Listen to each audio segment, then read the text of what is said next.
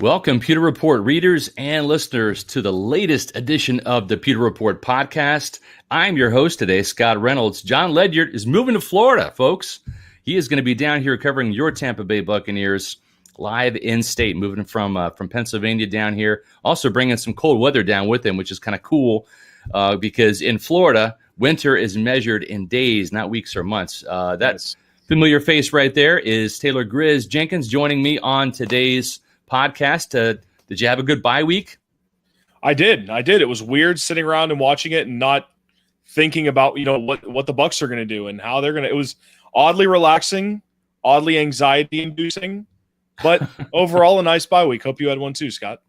I did. And the great thing about today's show, we're going to be talking about the Bucs playoff picture in the NFC, where they stack up after the weekend's outings, and we're also going to dive a little bit into what the Bucs need to do to get to the playoffs by beating the Vikings. This is a big, big, big game now, all of a sudden, with the Vikings kind of red hot with regards to winning 5 of their last 6 games, including yesterday in overtime, beating the Jaguars. But before we do that, let's get energized by our good friends at Celsius, Taylor.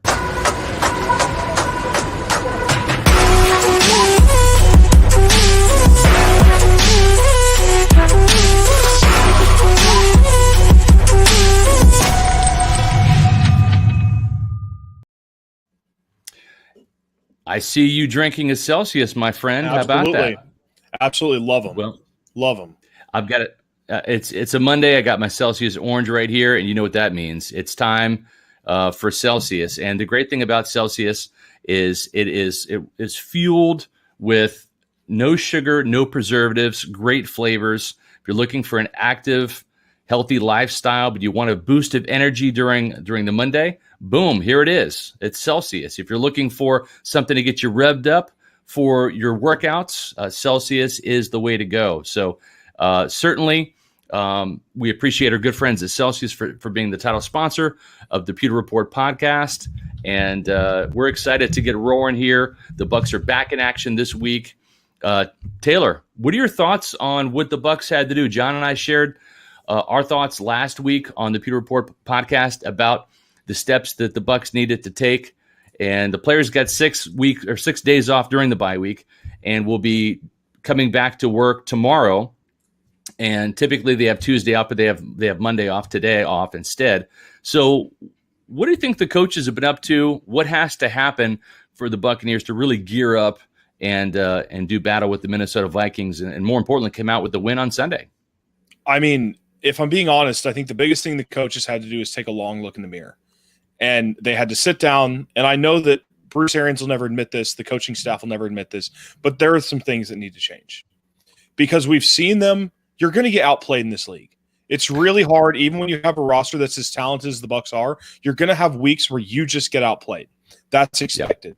But I think one of the big problems that we've seen this season, and something that's really going to hinder the Bucs as they head into playoff time, even for this playoff push, they're not guaranteed to make it. They've got 2 teams, like we said, the Vikings and a good Cardinals team that are right on their heels that could take those spots if the Bucs can't finish strong and win some games they need to.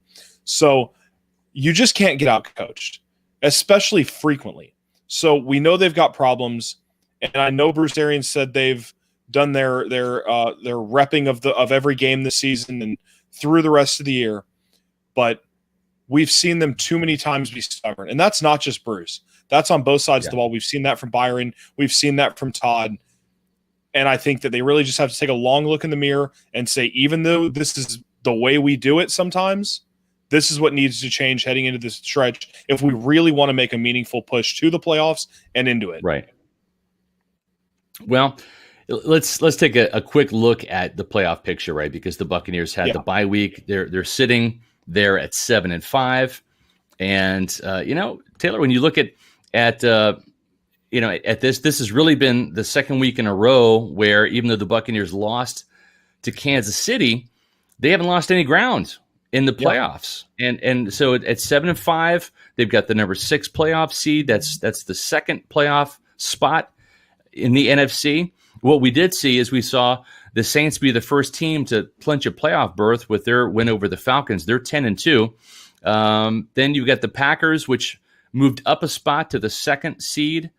With 9-3, they had a win over the Philadelphia Eagles that pretty much all but eliminates the Eagles. I think the Eagles are fading fast. I mean, they're still technically not out of it because the NFC East is the NFC least. It's ridiculous how that division is. But so the Packers are 9-3. The Rams now all of a sudden become the NFC West leader for the time being with that Seahawks loss. So the Rams are 8-4. And they've got a head-to-head tiebreaker advantage over the Seahawks, which is why they all of a sudden go from the number 5 seed as the first wildcard team all the way up to number 3.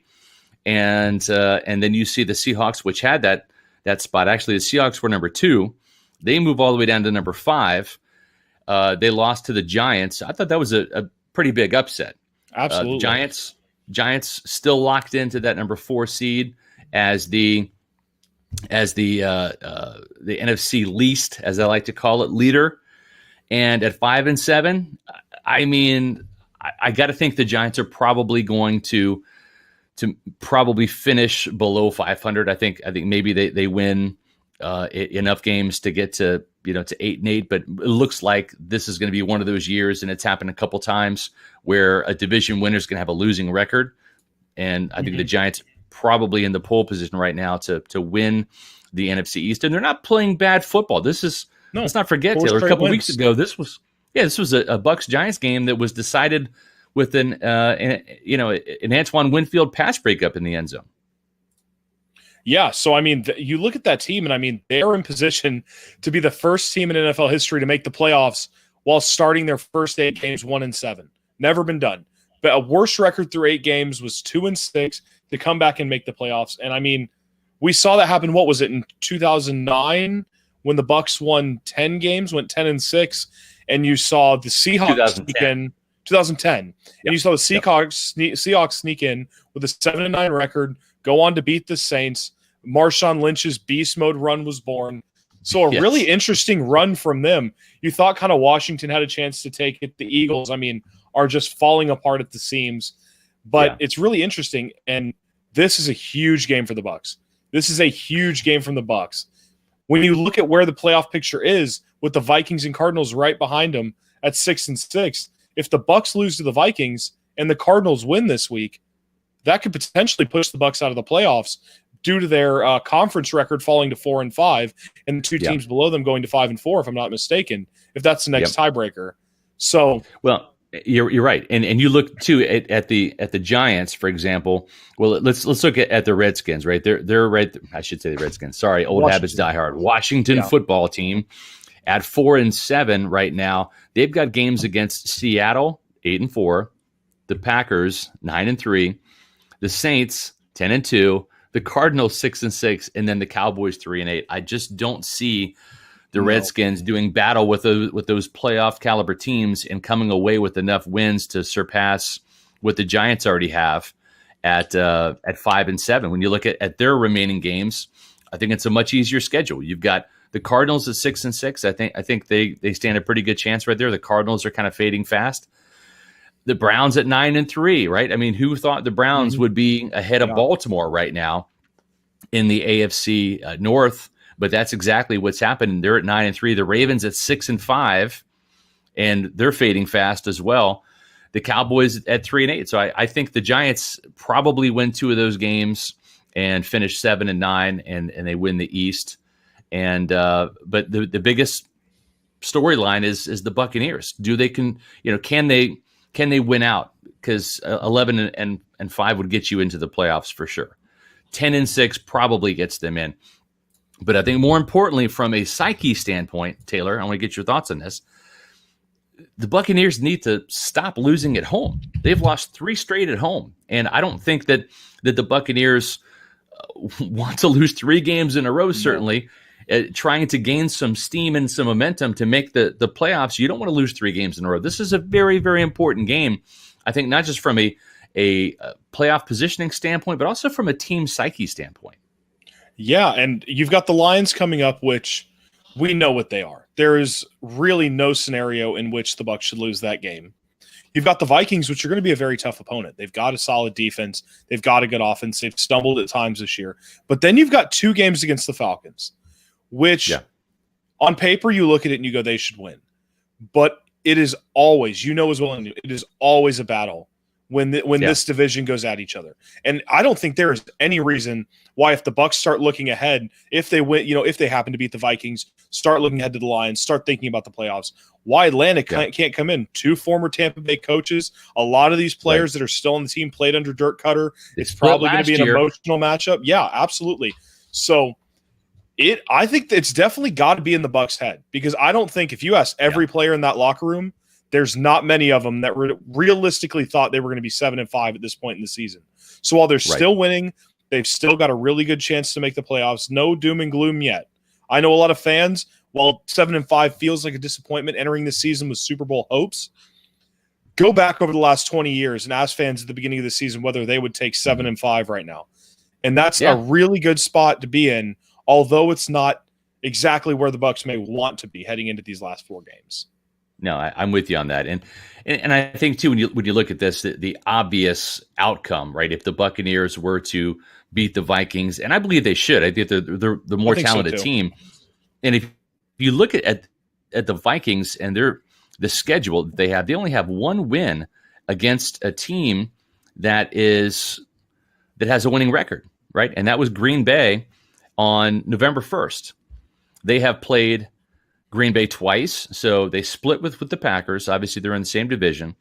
So they're 1-1 against teams that have winning records. Then you look at the Colts with the winning records. So they're 1-2 with a loss there. They've lost to Tennessee. They're 1-3.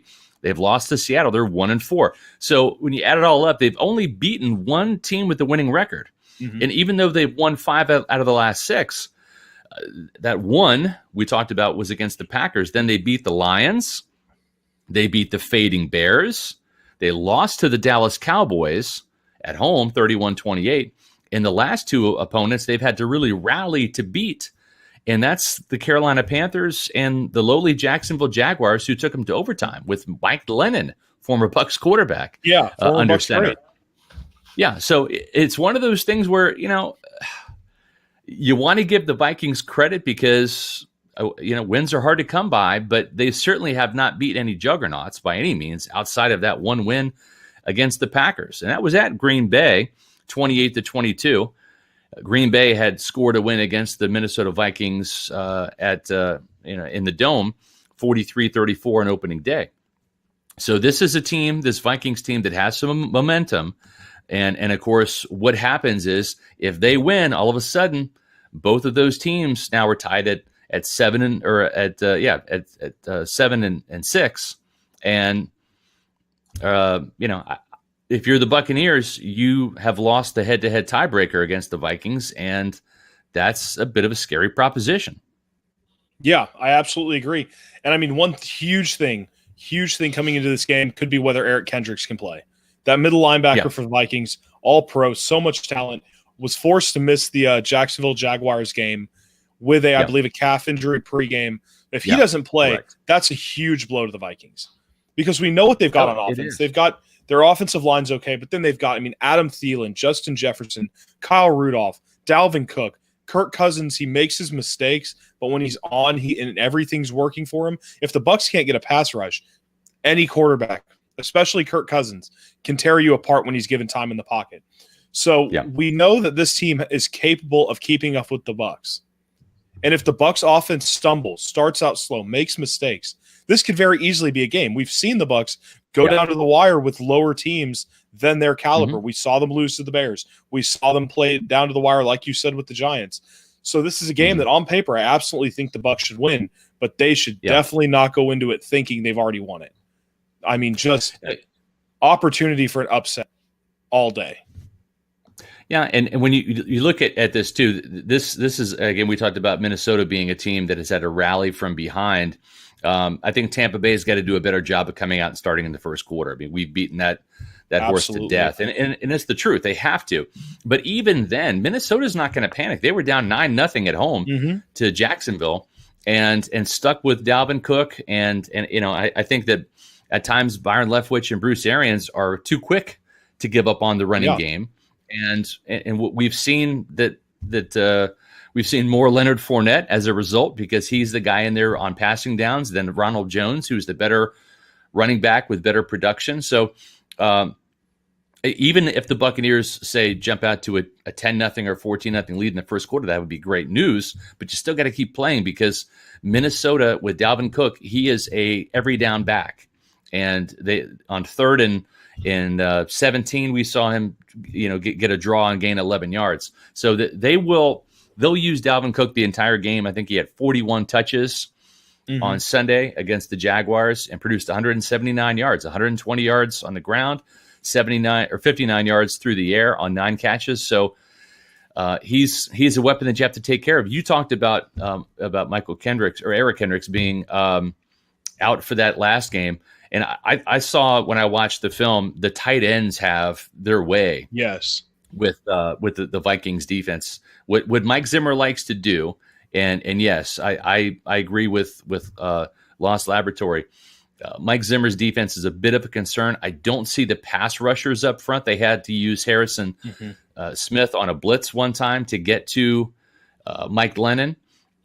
They don't have the pass rushers up front that they used to, and I think that if this offensive line can give Tom Brady a pocket, he can really pick apart this secondary. He's just got to be concerned and mindful with the Vikings safeties because they will play a lot of cover 2. They'll rush 4, drop 7. They'll play a lot of cover 2. And when you look at Tom Brady, out of his 11 interceptions this year, 6 have been thrown to safeties. And I believe he's got, let me find that statistic here. I just had it. Tom Brady has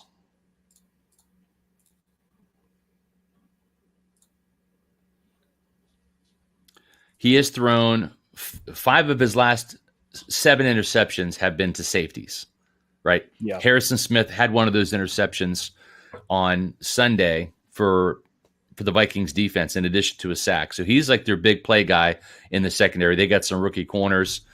But Harrison Smith is really the guy that makes that back end go. That's one thing Brady's got to be really mindful of is finding out where he is and avoiding him like the plague because he is a big-time playmaker for him in the secondary.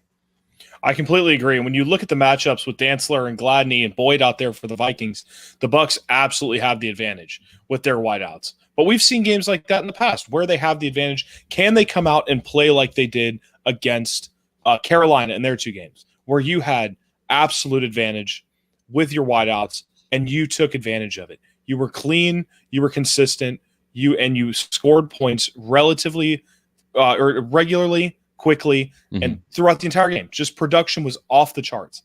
But you can't come out and make a mistake early and then, like you said, move away from the run so quickly. We've seen Bruce Arians come out, well, it was a 2-score game early, and so we were in 2-minute drive the whole time. That cannot happen. The Bucs offense is an impatient one. I wrote about that last week. It's one that wants to take chunk plays when they just need to be thinking about the most important things are efficiency and scoring. Don't turn the ball over. And it doesn't – we talked about this after the Rams game, and it's something that McVay does so well that Bruce Arians and his offense refuses to do. And that is take what's given to you and don't care how long it takes to score. If it takes you 9 minutes – to get down the field and it takes you 14 plays, but it results in 6 points, that's the most important thing. Why does every drive need to happen in 5, 6, 7 plays? Why do you need to have that 40-yard chunk play? It's important, and every team needs to have some element of explosiveness. We saw it with Dirk Cutter where he tried to have that a lot of the time and it didn't work, and that's where the offense struggled. So you need to have that in the offense. But if you try that, their safeties are just so good. And I think that with that cover 2, they're really going to take advantage of mistakes that you just can't afford to make against the Vikings. Especially, like you said, with Dalvin Cook, you can control the ball so well, and he is arguably the most explosive back. He can score just like Mike Evans or Antonio Brown can score at any moment, so can he from the backfield. And I think the thing, too, is when you look at you mentioned the Vikings playing those, the cover 2, a fair amount of time and quarters coverage. I think with that lends itself to, if you're the Buccaneers, is what I haven't liked from Byron Leftwich as a play caller the last month or so is when they get to the more manageable 3rd and short situations, 3rd and 3, 3rd and 4, We've seen Leftwich go empty, and I don't like empty formations except in third and long situations, because those are predictable pass situations. So if you're going to be predictable, like, be predictable, right? It's 3rd and 7. Yeah, Completely we got to pass the ball, right? Because we got to get 7-8 yards to convert this thing at least. On 3rd and 3 and 3rd and 4, I think when this team goes empty, while I do realize it prompts the defense to play more man to man in that situation, and maybe that makes it a little bit of an easier read for Brady to look and find the favorable matchups. I get that, but I still like as from a defensive mindset, like if it's 3rd and 3 and you come out and you're not empty, I still got to respect that running back. I still got to respect the possibility of a draw, of a handoff, of play action, whatever. You can't do play action when there's no running back in the backfield. And so I don't like that play call. I also don't like the lack of the usage of wide receiver screens, those little quick one-step smoke routes, right, where it's Brady just quickly throwing the ball laterally down the line of scrimmage, getting the ball into the hands of a Chris Godwin, Scotty Miller, and Antonio Brown, guys that have some initial quickness that can get 3 or 4 yards and convert the chains, rather than having to force Tom Brady to take a drop and look downfield and take a deep shot. We've seen too many vertical routes on 3rd and short situations. So that's one thing going forward with the type of defense that Mike Zimmer is going to present to you. It's either going to be drop 7 and it's going to be cover 2 on third down, or he's going to bring pressure off the edge. And we saw the Bucs struggle with that against Kansas City, especially in the second half on Brady's 2 interceptions, bringing pressure off the edge. That's how Harrison Smith got a sack. They've got to figure out some ways to get the ball out of Brady's hands quickly and give him an option. There's no reason for Brady to be throwing, a jump ball type situation to a 5'10" Scotty Miller off his back foot when he gets pressure. That should be a quick, makeable throw to get yardage and convert the first down and move the sticks. No, and I love what you said about get the ball into Scotty Miller's hands in those situations. We've seen Chris Godwin countless times or Antonio take Brown. screens. I'm not beholden. I'm not beholden to Scotty Miller. I'm just saying, and I love Mike Evans, but Mike Evans is not the quickest twitch guy. I don't mind the short passes to Evans when this team's down at the 2 or 3 yard line or the 1 yard line. Sure, that's fine. But when I'm saying wide receiver screens, like let's get the ball out of Brady's hands quicker, and to somebody who has got some initial quickness to pick up a couple yards.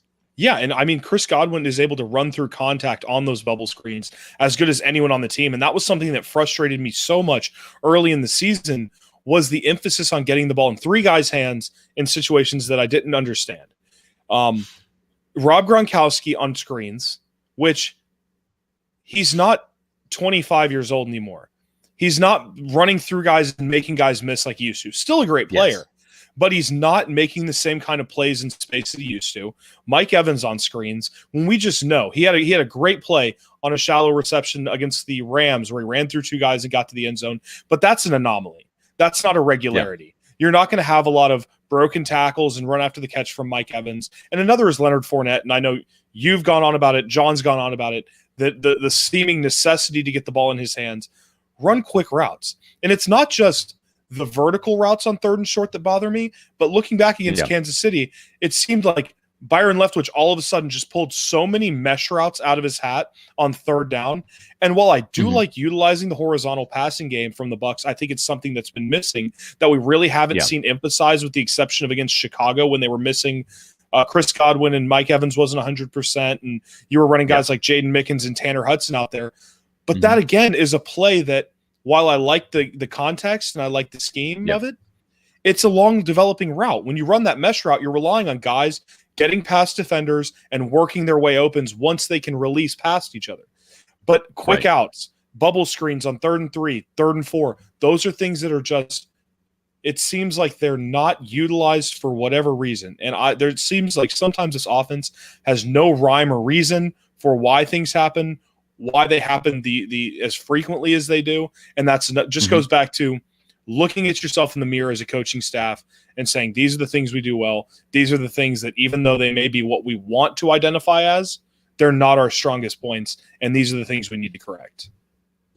No, you're exactly right. And just to kind of wrap up our playoff picture talk, the reason why this game is so critical for the Buccaneers to win is, again, if they lose and the Vikings win, all of a sudden you get a surging Vikings team tied with the Bucs at 7-6, but then having that tiebreaker in the head-to-head.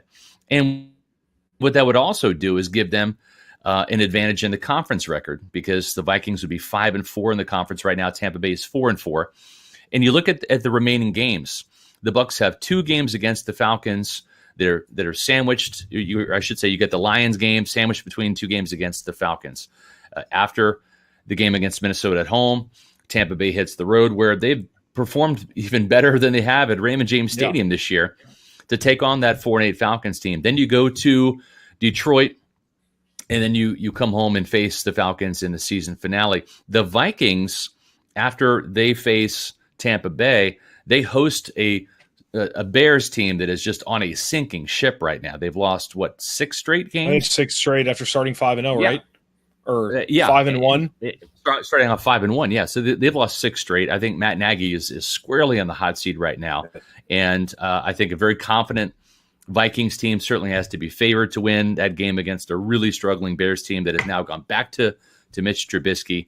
Then after that, they're probably not going to beat the Saints, right? I think if the Vikings can beat the Saints in New Orleans, that would be a testament to, okay, well, maybe this Vikings team is surging. Maybe they are a good playoff caliber team. And then they end the season at home against the Lions, who right now are 5-7. So if they get past the Buccaneers and come out of Tampa with the win, the Vikings, I think, could easily go 2-1 down the stretch. Absolutely. And that would put them at 9-7. And that would really force the Buccaneers to win out and go 3-0 to prevent Tampa Bay from having to go to that head-to-head tiebreaker. So that really puts the onus on the Buccaneers to have to finish perfect. And again, as you said, it's tough to beat a division rival twice in the same year. And even though the Falcons, they are what they are, they're playing better under Raheem Morris as their interim head coach.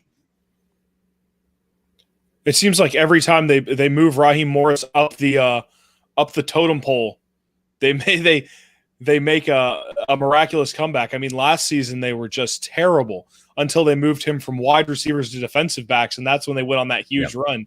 And now Raheem Morris gets the head coaching nod when Dan Quinn is fired, and they have a little resurgence. I mean, they just thoroughly dominated the Raiders 2 weeks ago. That was, I don't know where that came from. I don't know if they could ever repeat that if they had 1,000 chances. But I mean, we know what they've got. We know they've got talent. Yeah. We know they've got the ability. And now if they're getting the coaching, and real quick, how long until Raheem Morris do you think gets another offer for head coaching job?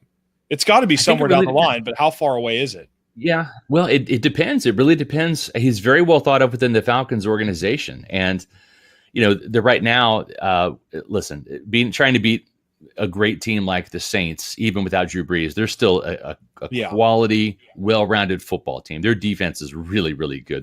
Their defense is underrated, in my opinion, in terms of what has sustained their success over these last couple of years. It's not just been all Drew Brees. They've been 13-3 the last 2 years. They're on pace to be 13-3 again this year. Yeah. And that's remarkable.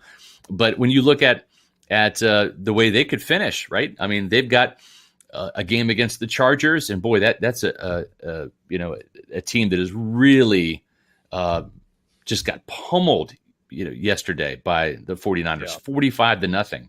And Anthony Lynn's coaching career in Los Angeles is, I think, tenuous at best right now. So the Falcons could rebound with a win against the Chargers. Then they played the Buccaneers twice. Then they got the Chiefs.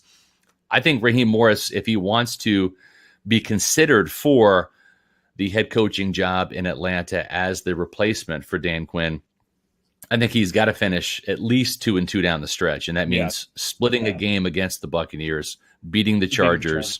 That would get them to 6 wins on the season. If they swept the Buccaneers, lost to the Chiefs, that would be even better for his case. 7-9 would be a miraculous finish for the Falcons, given how awfully they started. So I'm not ruling out that he gets a job in Atlanta just because of the familiarity and maybe they want to keep some continuity there. Or maybe Arthur Blank just hits the reset button and blows the whole thing up, and gets rid of the entire coaching staff and comes in with a clean slate. It'll be interesting to see what happens there. But I'm more interested to see what's going to happen with the Buccaneers should they win against the Vikings. That really gives them a clear 2-game advantage against Minnesota. And I think it would be interesting for me to see, Taylor, I want to get your thoughts on this. Can the Buccaneers move from the 6th seed to the 5th seed with a 4-0 run down the stretch here, a 3-1? What that would mean is if you and I think that the Packers are going to run away with the number 2 spot, which I think that they could. Yes. Let's look at the Saints. The Saints, they got a game against the Eagles. Then they have a game against the Chiefs at home in 2 weeks. Then they play the Vikings and then the Panthers. So I could see this Saints team finishing 14-2 or 13-3. The Packers finish up with games against the Lions, the Panthers, a Titans team that I can't make heads or tails of. No. And then a fading Bears team. So you would like to think that the Packers probably finish 3-1 as well, maybe even 4-0. But it will be interesting to see if the Buccaneers can get to the 5th seed or if they stay in the 6th seed. Right now, they would face the Packers as a rematch going up to Green Bay. If somehow the Packers could leapfrog the Saints and get to the number 1 overall seed, if the Bucs stayed at number 6, then they would go to the Saints and have a 3rd game against them this year. So I'm really interested to see if the Buccaneers can get up to number 5, and if that was the case, see if there's a rematch maybe with the Rams, and the offering in the playoffs. Oh, that would be tough. Would you, if you were leading the Buccaneers, who would you rather face in the playoffs? Game 1, you're going on the road. The Packers, who you thoroughly dominated earlier this season. I think you match up with a little better than maybe the Rams and obviously the Saints. Or would you rather go into LA against the Rams or go into New Orleans against the Saints? If you had to pick one of those 3 teams, who are you taking? I think the Buccaneers would love to have another shot at the Saints just to kind of make amends, right? Because they got thoroughly embarrassed 38-3 at home on national football. But I'm telling you right now, I have a hard time picking the Buccaneers against the Saints. I just do. I just have a hard time picking them. I think the Saints have their number schematically. I think the Saints have their number mentally. I think that, and it's not even the fact that the Bucs don't think they can beat the Saints. I think that they believe they can, but I just think that the Saints know they can beat the Buccaneers. It's a bully mentality, and absolutely. I would have a really hard time picking the Bucs over the Saints until they show me they can do it. So if these two teams met in the playoffs, I would probably pick the Saints and be happy to eat some crow if the Buccaneers pulled off an upset on the road at New Orleans.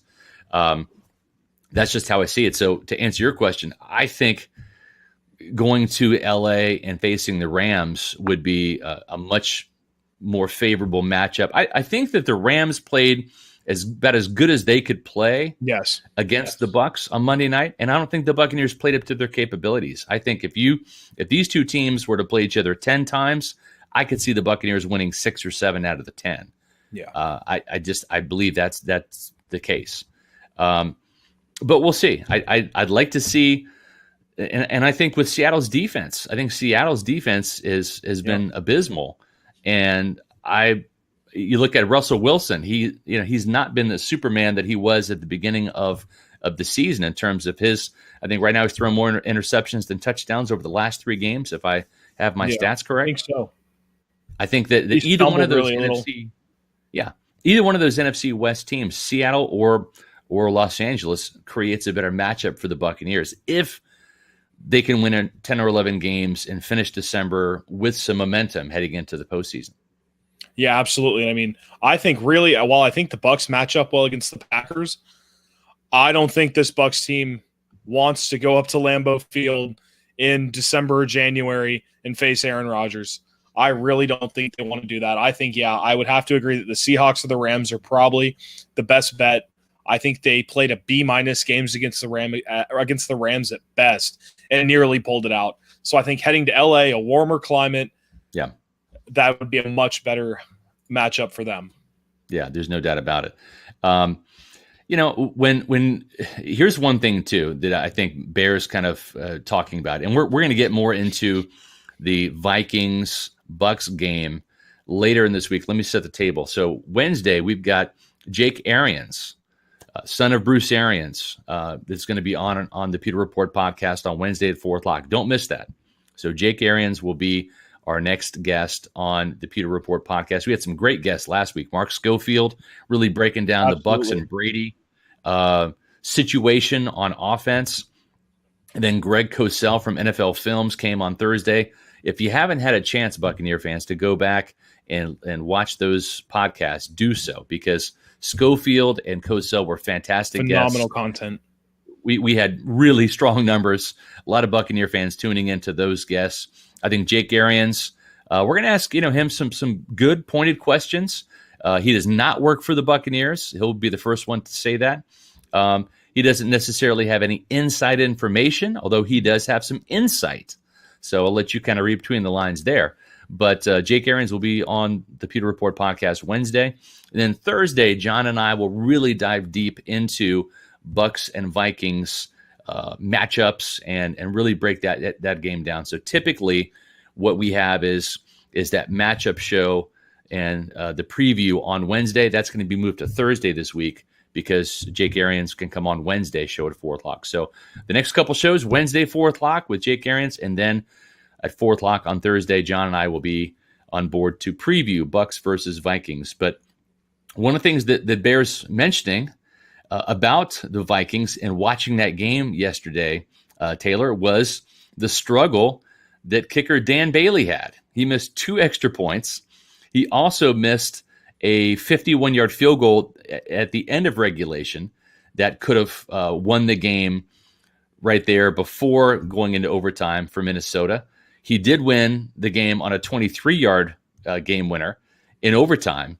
But we all know how squirrely and swirly the wins at Raymond James Stadium can be, especially that south end zone. We've seen Ryan Succop been absolutely phenomenal as the Bucs kicker this year. He's got 3 missed kicks. And 2 were blocked, right? I think 2 were blocked. Yeah, actually, he's got 1 blocked field goal and then 2 blocked extra points. And then the other miss was just a flat out miss. So he's really only missed 1 kick. He's got 3 blocked kicks. That's what I meant to say. So if you factor in the 2 blocked extra points, he's perfect on extra points. Yeah. Of the 2 misses he's had, one of those was his first kick as a Tampa Bay Buccaneer blocked in New Orleans. He's only had 1 other miss. He has had the best season that I've seen from any Buccaneer kicker in my 25 years of covering this team. So it could come down to a kicking battle between Bailey and Succop. And I think for the first time in a long time, the Buccaneers actually have an advantage when it comes to the kicker position in this game. Yeah, I mean, it's so weird not talking about the kicker. It was like Raymond just said here in the comments, it's nice to be talking about playoffs at this time of the year as opposed to the draft. Well, it's also nice to not be talking about the kicker. You can't put really any game on it, where that has absolutely not been the case for the last 4 or 5 years that I've been here between Aguayo and I guess Cairo Santos had a good stint here, but I mean, Matt Gay and just really tough. I think it was Nick Folk and Chandler Catanzaro. Yeah, and it was just like this was what the 8th or 9th season in which the Bucs had opening day with a new kicker. Yeah, and finally Ryan Succop has been, and I've avoided talking about him on purpose because I'm a little superstitious, and you never want to jinx the kicker. I get it. Especially a kicker. Of all the positions in the field, that's the last one you want to talk about, good or bad. But man, he has been spectacular. Spectacular. From all distances. I think his only missed kick came from 40 to 49. But Bruce Arians, his whole emphasis since he got here was make the ones under 40. Make the automatic ones. If you're under 40 yards, they should go in every single time. And he's done that. And as a bonus, he's given them some longer kicks as well. So yep. Unbelievable performance from Ryan Suckup, and honestly, feel-good story of the year for the Buccaneers. Yeah, there's no doubt about it. And you talk about feel good and you talk about bonus and all those things. Taylor, when you call our good friends at Brier Greaves, okay, that's what you're going to get. You're going to get the feel good experience of talking with some Buccaneer fans, right? These guys sponsored the Pewter Report podcast, and also on pewterreport.com, you've seen their banner ads. Well, click on them and go to briergreavesinsurance.com.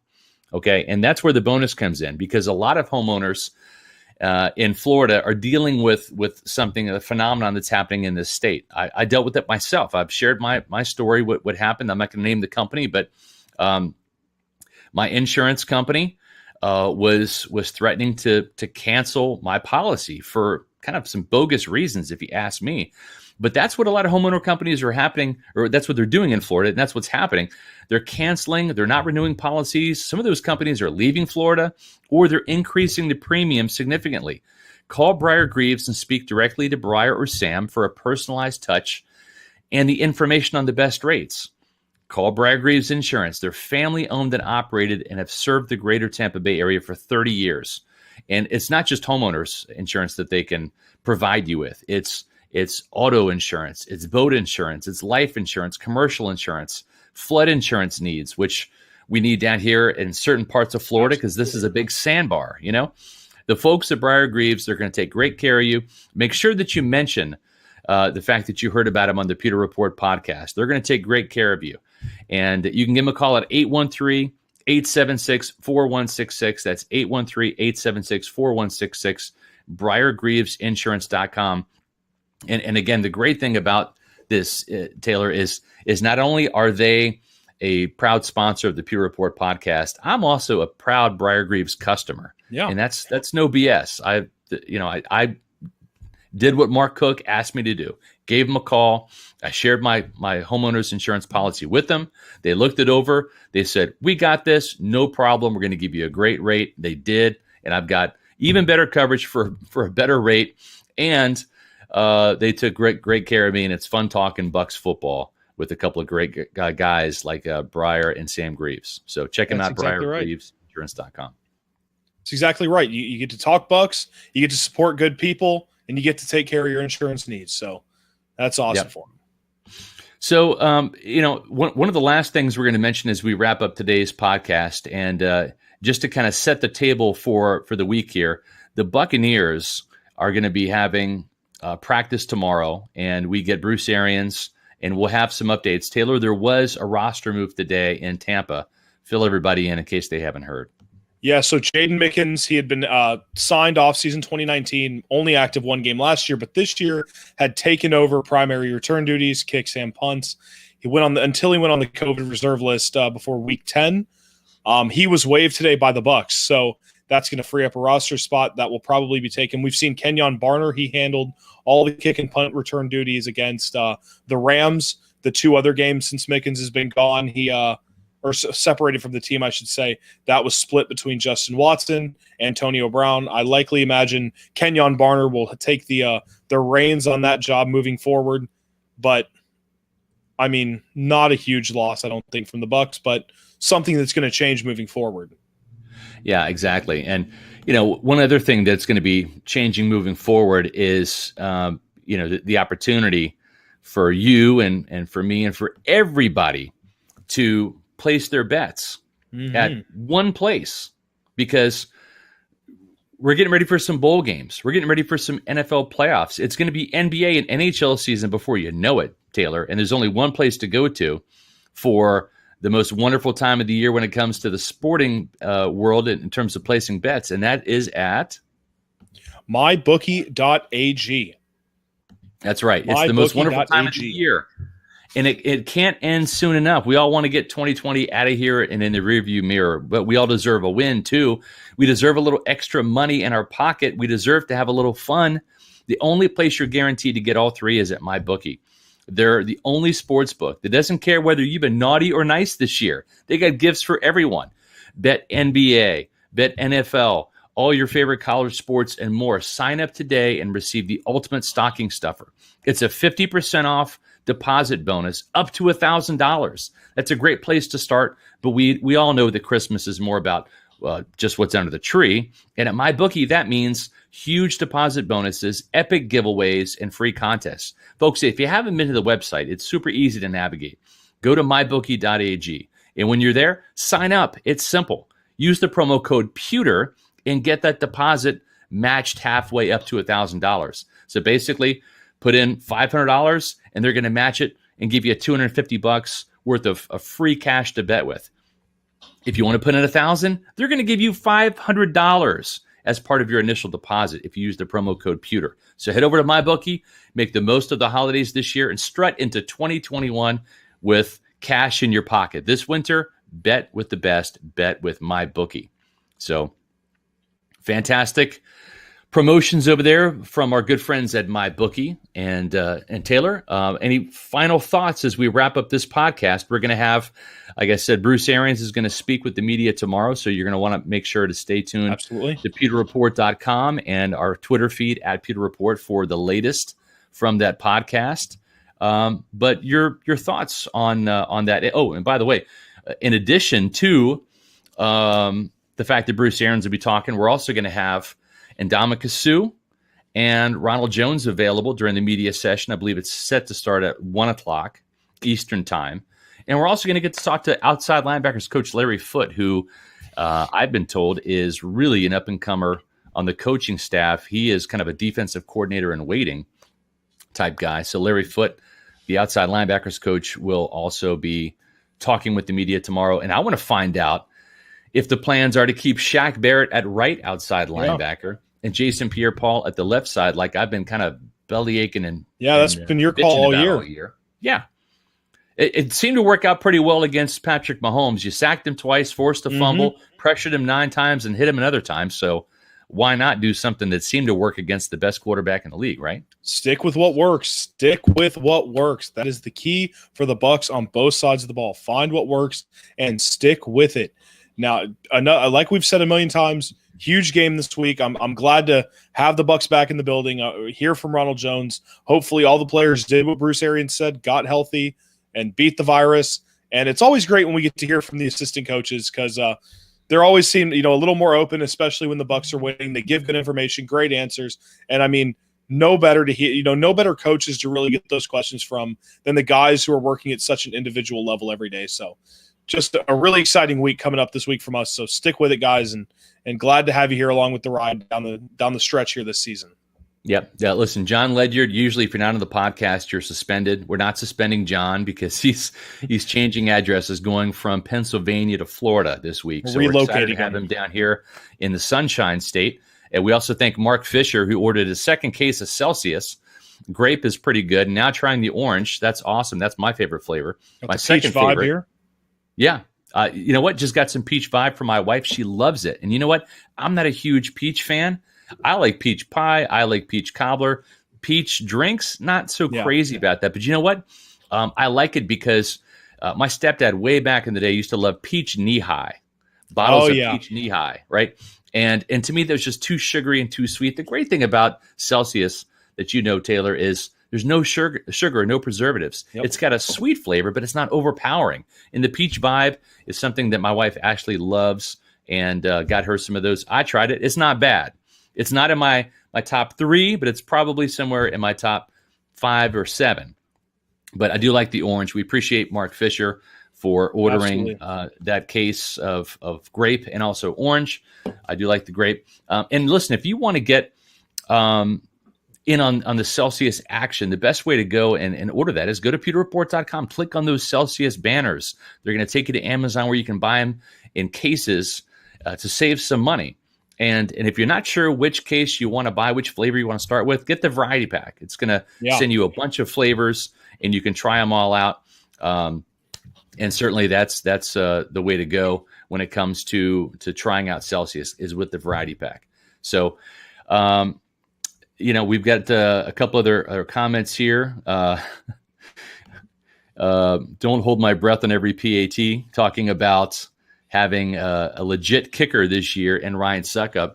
and also how Dan Bailey's worse than Aguayo. Certainly hope that's the case for Buccaneer fans and the Bucs on Sunday against the Vikings. He really struggled. Dan Bailey really struggled mightily against the Jaguars. But final thoughts as we kind of wrap up this edition of the Pewter Report podcast. Taylor, any thoughts on Bucs Vikings matchups? Any key one-on-one matchups that you see, or what do the Buccaneers have to do, in your opinion, to get the win on Sunday against Minnesota? Come out fast. Don't let the Vikings stay close. Keep your foot on the gas. You've got to play. They've got to come out strong on defense. They've got to start faster on defense. They have to avoid mistakes, avoid 3-and-outs early on offense, score points early and often. Do not let the Vikings hang in this ball game, because Kirk Cousins he hasn't done it a lot in his first couple years with the Vikings, but he's coming off of a game winning or a game he took the lead on that drive 2 weeks ago. That's what it was. 2 weeks ago when he led the game-winning drive against the Panthers, they weren't able to answer. Last week he had a really strong game. Dalvin Cook can absolutely keep the game and dominate it in his own right. Just, you've got to play good football. You've got to play consistent. You don't have to have a perfect game against the Vikings like you did maybe to beat the Chiefs, but you have got to be consistent. You've got to limit the mistakes, and you've got to start faster on both sides of the ball. Yeah, and I would be remiss if I didn't say that we appreciate all of you out there in Pewter Nation, all of our Pewter Report followers that join us on the Pewter Report podcast. We see your comments in the chats, and we've tried to post some of those today. We're going to be back on Wednesday, and so if you haven't followed us on YouTube yet, here's what you need to do. You need to go to youtube.com, go to Pewter Report TV, click on the subscribe button. I believe we're at 2,000 subscribers on YouTube, which is great. Thank you all for subscribing. Absolutely. It's free. It's free to do. And then you want to click on notifications. Then you're going to get a notification every time we go live. And we've got a couple more shows this week.